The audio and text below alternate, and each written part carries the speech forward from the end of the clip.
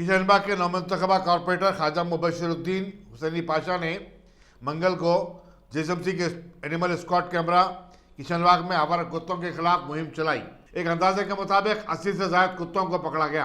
हैदराबाद में आवारा कुत्तों की कसरत की वजह से शहरियों में किस्म का खौफ पाया जाता है।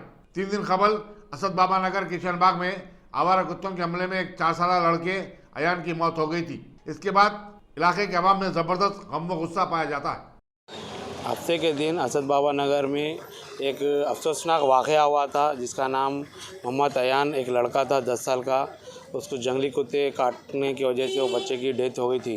ये अफसोसनाक वाक़े की वजह के बाद हमारे एरिया एमएलए साहब और एमपी साहब की हिदायत पर ये कंटिन्यू वेटरनरी ऑफिसर्स हमारे साथ रहकर 3 दिन से इतवार, पीर, मंगल आज 24 करीब जंगली कुत्ते पकड़े गए और इतवार के दिन 20 से 38 पकड़े गए थे और कल 19 हुए। जुमला अब तक 70-80 कुत्तों को पकड़ा गया 3 दिन में।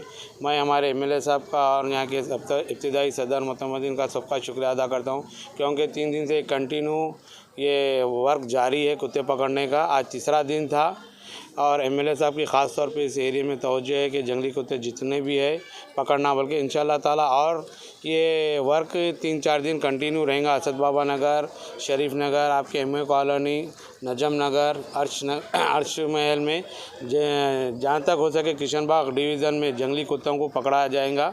मैं हमारे ऑफिसर्स का, मैडम्स का और डॉक्टर साहब का सबका शुक्रिया अदा करता हूँ कि क्योंकि वो 3 दिन से कंटिन्यू सुबह 6 बजे से 10-11 बजे तक ये इस एरिया में कष्ट कर रहे हैं, करके पकड़ रहे हैं। अब तक करीब 70 से 75 कुत्ते पकड़े गए 3 दिन में, इतवार, पीर, मंगल के दिन, और एक हफ्ते तक ये कंटिन्यू रहेगा।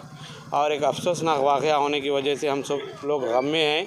जहाँ तक वो फैमिली को मदद कराना है गवर्नमेंट से करेंगे और मजलिस इत्तेहादुल मुस्लिमीन की तरफ से भी उस फैमिली को मदद करे एमएलए साहब, और दीगर जो गवर्नमेंट के स्कीमात रहेंगे वो स्कीमात के ज़रिए उनके वो बच्चे की फैमिली को हम मदद करने की कोशिश करेंगे। और पर्सनल ख़ास तौर पे एमएलए साहब हम मिल के भी वो बच्चे की मदद करें इंशाअल्लाह ताला। जहाँ तक हो सका हमारे जोनल कमिश्नर साहब से भी एमएलए साहब बात करे हैं, क्योंकि जीएचएमसी की तरफ से कुछ अमाउंट दिलाने के लिए, और कलेक्टर से भी बात करें एमएलए साहब। इंशाअल्लाह ताला जो हो सकता है मजलिस इत्तेहादुल मुस्लिमीन आपके बीच में रह के वो बच्चे को जहाँ तक हो सके उनकी फैमिली को सहूलत दिलाएंगे।